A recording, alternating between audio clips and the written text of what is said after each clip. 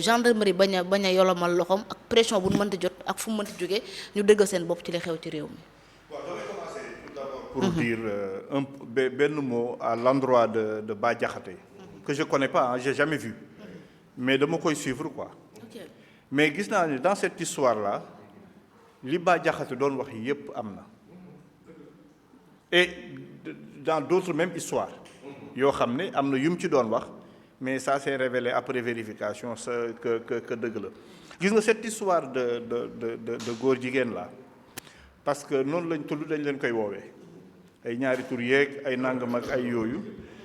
contrairement à ce que beaucoup de gens pensent, Mélenchon n'est pas homosexuel. Non, Mélenchon n'est pas homosexuel. ñun ñoo mën a gaaw a faan nit wala duñ xam li xew ñuy ngal wala ñuy wax ak yooyu. Mélenchon il a défendu en un moment des positions de la gauche. Parce que la gauche dañuy wax progressiste social démocrate ay il progressiste les droits dañ ko war a respecter les nangam. La France insoumise ak toute la gauche d'ailleurs yu mën a am même aux États-Unis boo gisee d'ailleurs Trump buy wax ci démocratie loolu la leen di wax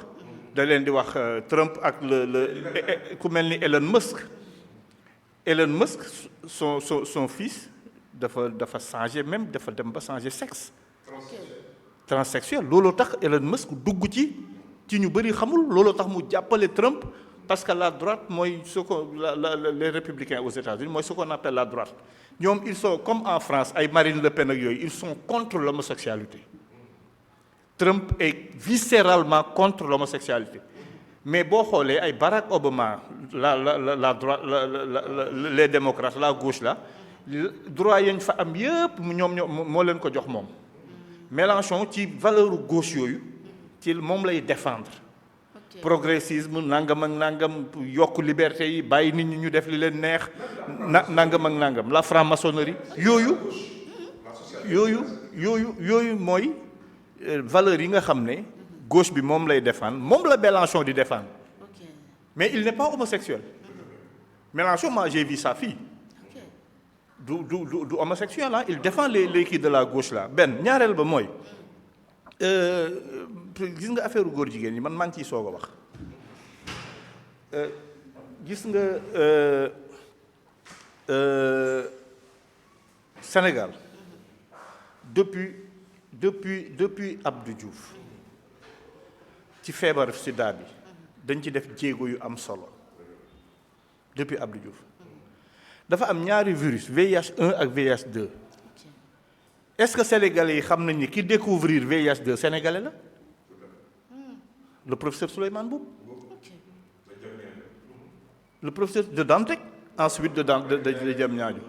mais le professeur Souleymane Mboup moo découvrir le VIH2 bi nga xamee ni sida commencé na am ba ñu kii la ñu mettre en place le comité national de lutte contre le sida CNS jox ko docteur Ibra Ndoye géré ko professeur Souleymane Mboup yor recherche bi di ci liggéey bu am solo ba Sénégal parvenir à avoir cas yoo xam ne bariwul musuta bari mais cas yi ñu jotoon a am li ci ëpp ci ñooñu la ñu teg ay programme yoo xam ne nag dañ leen di encadrer di leen faj di leen defal seen ay kii di leen kii ba gars yi am na nu ko tubaab di waxee quand kii yamale affaire bi circonscrire affaire bi ci benn kii loolu c'est depuis Abdou Diouf hein. Wade est venu continuer liggéey bi Macky ñëw continuer liggéey bi ba amuñu ci lu bari ci ay cas yu bari docteur Safiatou Thiam ak ancien ministre de Macky Sall de la santé actuellement moo yor comité de lutte contre le sida boobu te mi ngi ciy def non amatul c'est-à-dire dañu dem benn moment ba amatul parce que li tax amatul mooy dañ ci liggéey ak traitement bi ci am ak yooyu les ARV là dañu dem ba benn niveau bi dootoo ko mën wàllee ñu mettre en place ce qu'on appelle également parce que transmission mère-enfant daf doon am ndaw suy am doom wàllu ko buy ñëw ëndaa yóbbu kii ak yooyu mu màgg ak moom am na xale yu bëri ay nit yu bëri yoo xam ne loolu leen ko jox ñu teg benn programme transmission mère-enfant transmission mère-enfant programme boobu liggéey ci liggéey bu am solo ba jigéen ñi dootuñu ko wàll seen doom ba am na fooy toll yow mënatoo ko wàll keneen même boo ko amee li garaaw nag foofu la amee ci man à mon avis li garaaw mooy ñii nag dañ koo am ba pare ne dañ koy wàlle par force et c'est un acte criminel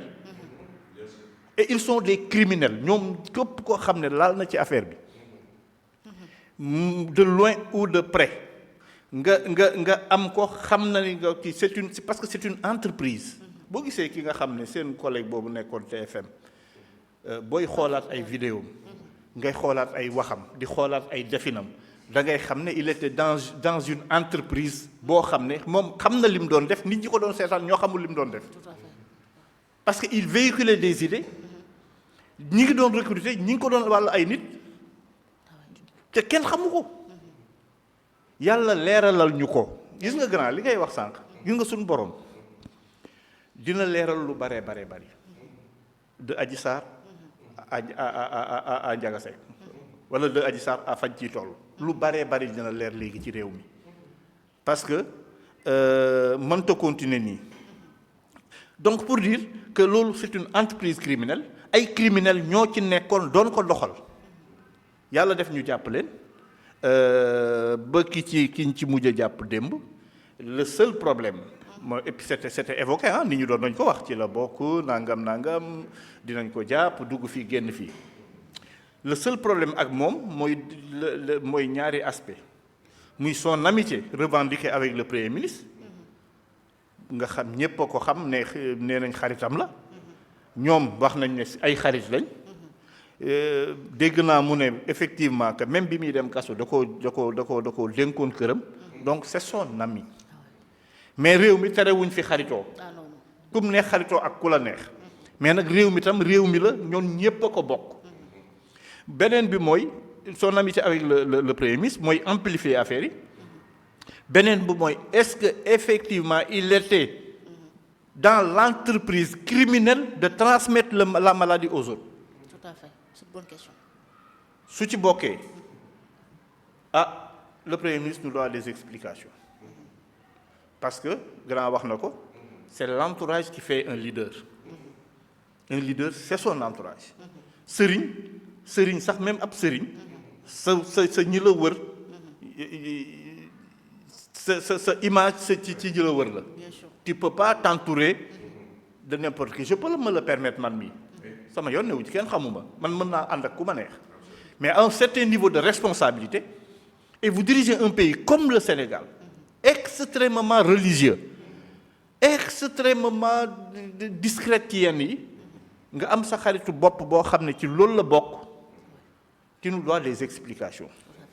et nous attendons ces explications-là de la part du Premier ministre. D'accord mais dis-moi juste gis naa ñu bëri ñu jàpp ne régime bi actuellement ñu ngi fait un travail extraordinaire parce que lii bu doon bu régime bu Macky Sall la ak ni nga xamee ni Ndiaga Seck ni mu jigee le Premier ministre kon dañu koy nëppal. non man gisuma ci régime bu Macky Sall lu mel ni am ñu nëppal ko gisuma ko parce que gis nga est-ce que tàmbaliwul ci régime bu Macky Sall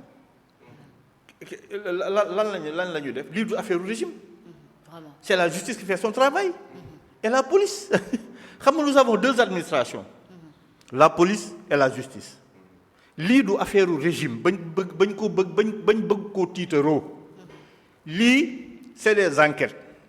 il y a en France defe naa quelqu'un bu kii ne way xawma Robert Pierre xawma Pierre Robert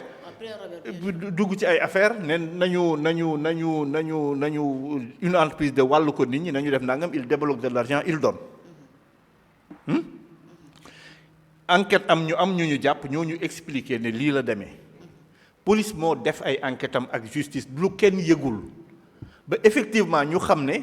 am na ñoo xam ne ñi ngi ci transmission volontaire du VIH/SIDA fii ci réew mi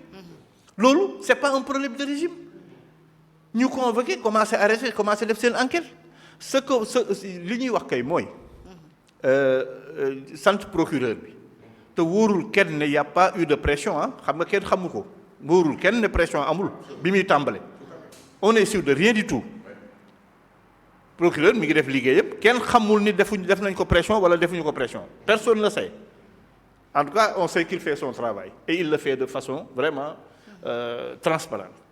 donc loolu lii du affaire régime affaire police la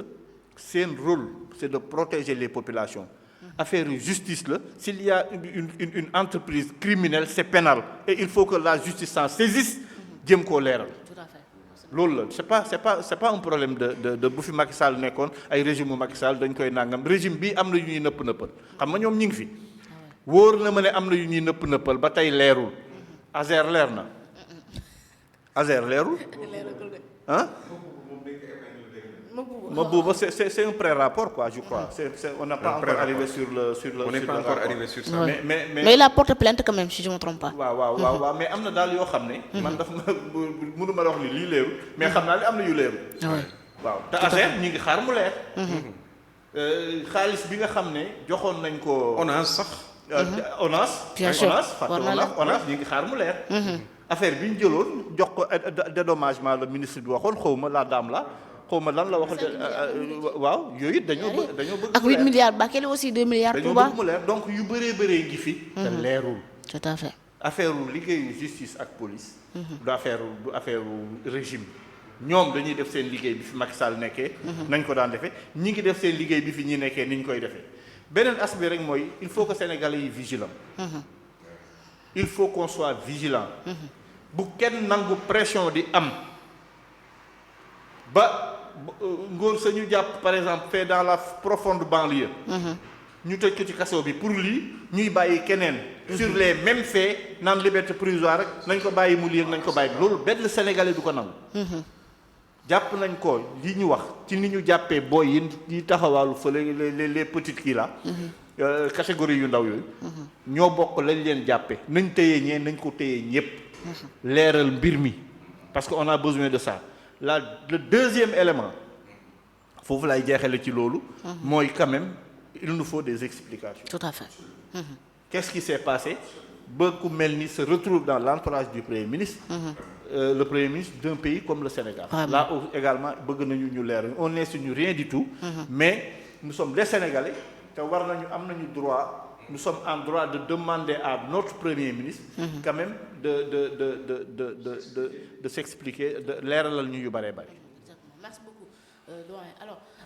doyen ci li ñu ñëw justement bu dee dañ cee rebondir waaye nga ñëwaale ci kàddu yi nga xamante ma jëmbal yëkkati ko démb ginnaaw bi ñu jàppee